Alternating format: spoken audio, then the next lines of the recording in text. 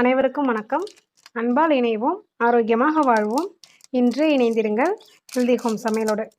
இன்றைக்கி நம்ம healthy home சமையலில் ஒரு ரெசிபி பார்க்க போகிறோம். இது நான் வெளியில் போகும்போது நான் இந்த ரெசிபி வாங்கி சாப்பிட்டேன். அவ்வளோ டேஸ்ட்டாக இருந்தது. அதனால் அதை இன்றைக்கி நம்ம ஹெல்தி ஹோம் சமையலில் செஞ்சு சாப்பிட போகிறோம். 125 கிராம் டார்க் சாக்லேட். இதை நம்ம பொடி பொடியாக கட் பண்ணிப்போம். அந்த ரெசிபி பேர் என்னன்னு கேட்டிங்கன்னா முந்திரி பக்கோடா. அதுக்கு 125 கிராம் டார்க் சாக்லேட்டு, அப்புறம் 100 கிராம் முந்திரி. இப்போ இந்த சாக்லேட் கரையிறதுக்காக மெலிசாக இதை மாதிரி நறுக்கிப்போம். நம்மளுக்கு மில்க் சாக்லேட் பிடிச்சா அது கூட நம்ம யூஸ் பண்ணிக்கலாம். மில்க் சாக்லேட்டுங்கிறது கொஞ்சம் கசப்பு கம்மியாக இருக்கும். இதே சாக்லேட் தான், ஆனால் அதில் கசப்பு கொஞ்சம் கம்மியாக இருக்கும்.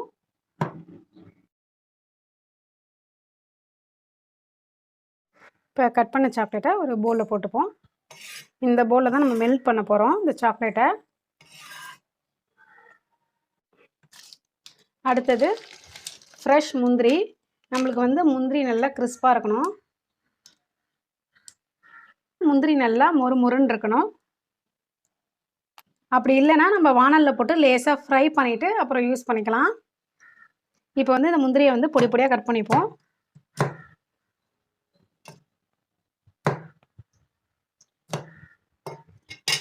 இந்த அளவு சின்ன சின்ன பீஸாக.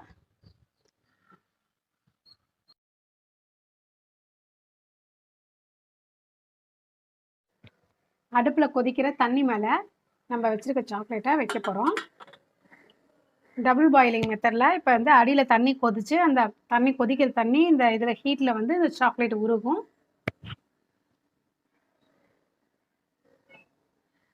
டைரெக்டாக அடுப்பில் வச்சு நம்ம இதை கிண்டிட்டோம்னா சாக்லேட் மெல்ட் ஆகிறதுக்கு பதிலாக திக்காகி இறுகி ஒழுங்காக நம்மளுக்கு வராது. அதனால தான் இப்படி நம்ம மெல்ட் பண்ணணும்.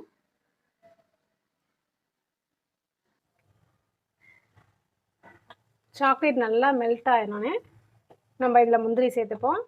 நான் ஒரு பீஸ் பட்டர் பேப்பர் ரெடி பண்ணி வச்சுருக்கேன். இப்போ பக்கத்தில் இதை மிக்ஸ் பண்ணிவிட்டு இதில் ஒரு ஸ்பூனால் இப்படி மொண்டு இதில் ஊற்ற போகிறேன்.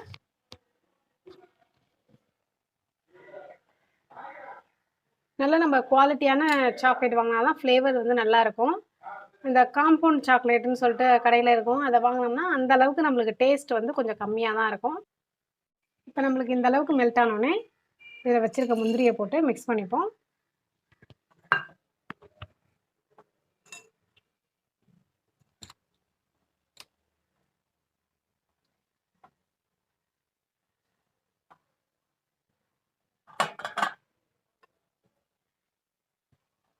அவ்வளோதான், மிக்ஸ் பண்ணியாச்சு.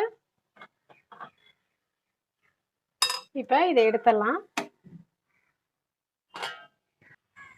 இப்போ ரெடி பண்ணதை எடுத்து நம்மளுக்கு எந்த சைஸ் வேணுமோ அந்த சைஸில் ஊற்றி இப்படி லேசாக ஸ்ப்ரெட் பண்ணி விட்டுக்கணும்.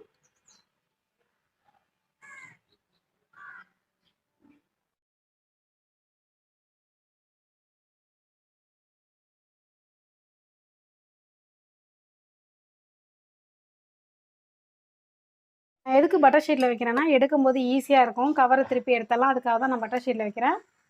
நம்ம வீட்டில் உள்ள ஏதாவது பாலித்தீன் கவரில் கூட நம்ம இதை மாதிரி வச்சுக்கலாம். அதுவும் எடுக்க ஈஸியாக தான் வரும். ஏன்னா இதில் அந்தளவு சூடு இல்லை, அதனால் கவரில் வச்சா மெல்ட் ஆகுங்கிற பயம் வேணாம். இப்போ டார்க் சாக்லேட் கசப்பு பிடிக்கும் அப்படிங்கிறவங்க அப்படியே சாப்பிட்லாம். இல்லை சின்ன குழந்தைங்களுக்கு சில சமயம் ஸ்வீட்டு பிடிக்கும் அப்படின்னா லைட்டாக மேலே சுகர் நான் ஸ்ப்ரிங்கிள் பண்ணுறேன். இது மேலே நல்லாயிருக்கும். நான் முழு பவுடர் போடாமல் ஃபுல் சுகராக போடுறேன். கிறிஸ்டல் போட்ட மாதிரி அழகாக இருக்கும் பார்க்க.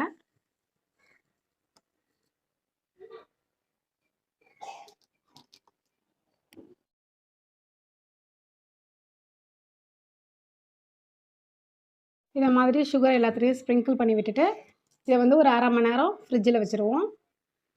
ஃப்ரிட்ஜில் வைப்போம், ஃப்ரீசரில் வேணாம். அருமையான முந்திரி சாக்லேட் பக்கோடா ரெடி ஆகிட்டு இப்போ அரை மணி நேரம் ஃப்ரிட்ஜில் வச்சதுக்கப்புறமா இதை மாதிரியே அழகாக ஈஸியாக எடுக்க வருது. இது நம்ம கையில் வச்சா கொஞ்சம் உருகும், அதனால் நம்ம கொஞ்சம் ஃப்ரிட்ஜில் வச்சு தான் சாப்பிட்ணும். ரொம்ப ஜில்லுன்னு சாப்பிட்ணும் அவசியம் இல்லை.